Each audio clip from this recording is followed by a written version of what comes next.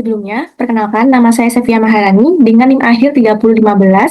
Di sini saya akan menjelaskan tentang latihan soal grafika komputer kok. Yang pertama, yaitu menjelaskan konsep matematika gradien dalam grafika komputer. Jadi, konsep matematika gradien dalam grafika komputer itu berkaitan dengan cara menghitung perubahan suatu nilai, biasanya warna entitas cahaya, secara bertahap dari satu titik ke titik yang lain. Kemudian, dasar perhitungannya sendiri itu menggunakan interpolasi, yaitu menentukan nilai antara dua nilai yang sudah diketahui. Jika dua titik tersebut memiliki warna yang berbeda, maka warna di titik manapun di antaranya dapat dihitung dengan membandingkan jarak relatif terhadap kedua titik tersebut.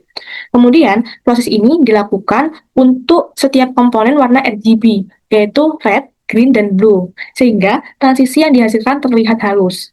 Kemudian, dalam penerapan yang lebih teknis, itu gradien ini juga dipahami sebagai vektor yang menunjukkan arah perubahan paling cepat dari suatu nilai pada bidang atau ruang tiga dimensi. Jadi, informasi ini tuh berguna untuk menentukan bagaimana cahaya jatuh pada permukaan objek, sehingga area yang menghadap sumber cahaya tampak lebih terang, sementara bagian lain tampak lebih gelap. Kemudian konsep gradien membantu menciptakan peralihan nilai yang mulus dan realistis pada warna maupun cahaya dalam visual grafis. Soal yang kedua, itu menjelaskan terminologi gradien dalam grafika komputer. Yang pertama, yang A, gradient fill. Itu merupakan teknik untuk mengisi suatu bentuk dengan warna yang berubah secara perlahan. Misalnya, sebuah lingkaran yang warnanya mulai dari biru di atas, kemudian perlahan berubah menjadi putih di bawah. Nah, tujuannya sendiri itu agar bentuk terasa lebih hidup dan tidak terlihat datar. Teknik ini tuh banyak dipakai untuk memberi efek pencahayaan, bayangan lembut, atau tampilan yang lebih menarik dibanding satu warna polos. Yang kedua, ada linear gradient. Itu merupakan gradasi warna yang perubahannya berjalan mengikuti sebuah garis halus. Arah garisnya itu bisa di atas, bawah, kiri, kanan, atau miring. Kemudian, contohnya sendiri itu misal, satu titik kotak dimulai dengan warna merah dan perlahan berubah menjadi kuning pada sisi lain.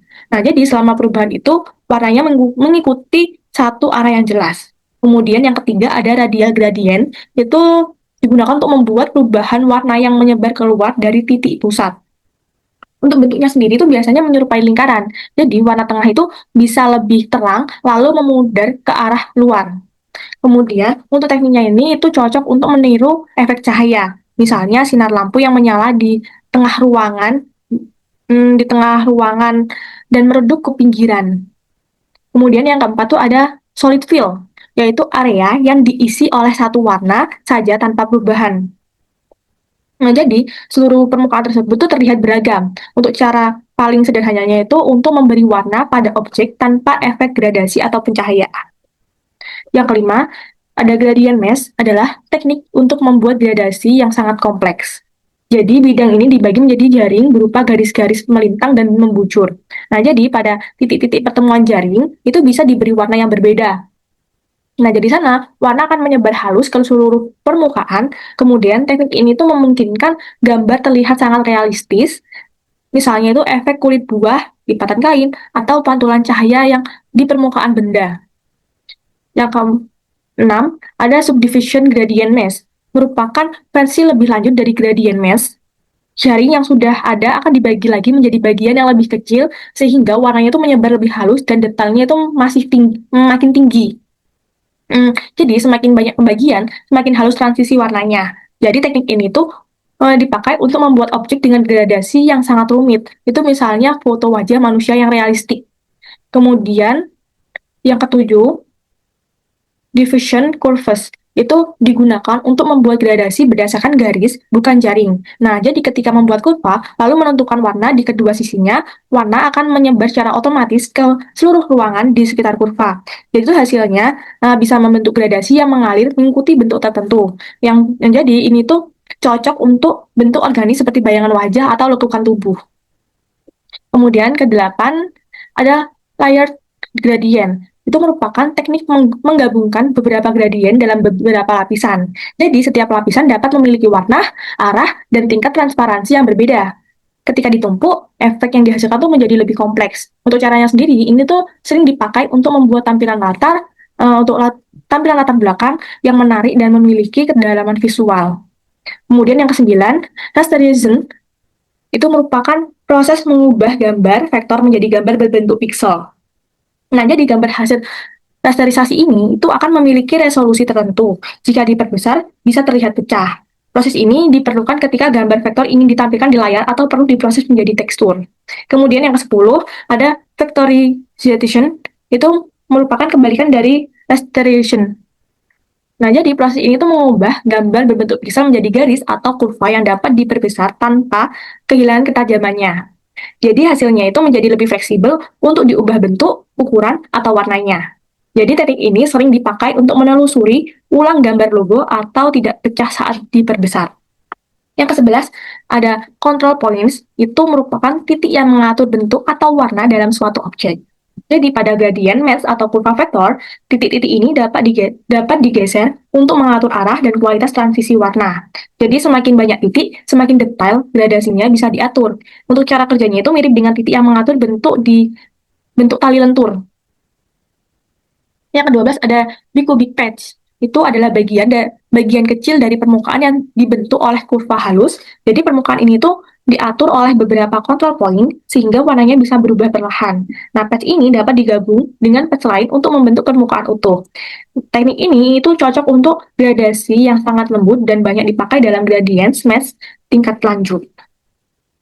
Kemudian soal ketiga itu menyebutkan dan menjelaskan penerapan atau aplikasi konsep gradient dalam grafika komputer. Yang pertama, ada pewarnaan objek atau color shading. Jadi konsep gradient digunakan untuk memberikan efek perubahan warna secara halus pada suatu objek, sehingga tidak terlihat datar. Jadi misalnya tuh, langit bisa berubah dari biru muda ke jingga saat senja atau bayangan pada benda yang warnanya perlahan berubah gelap. Nah, dengan begitu, tampilan objeknya akan jadi lebih hidup. Yang kedua, ada efek pencahayaan atau lighting effect. Jadi, gradient juga dipakai untuk menirukan bagaimana cahaya jatuh pada permukaan benda. Bagian terdekat dengan cahaya biasanya lebih terang, lalu warna perlahan memudar menjadi lebih gelap. Nah, jadi teknik ini tuh membuat efek objek seolah memiliki kedalaman dan volume tidak terlihat seperti gambar 2D biasa. Yang ketiga ada background dan UI design. Jadi dalam desain antarmuka atau grafis, gradient sering dipakai sebagai latar belakang untuk membuat tampilan lebih menarik daripada hanya memakai satu warna polos. Nah, gradient ini memberi kesan dinamis dan modern, misalnya pada tombol aplikasi, poster, atau gambar ilustrasi.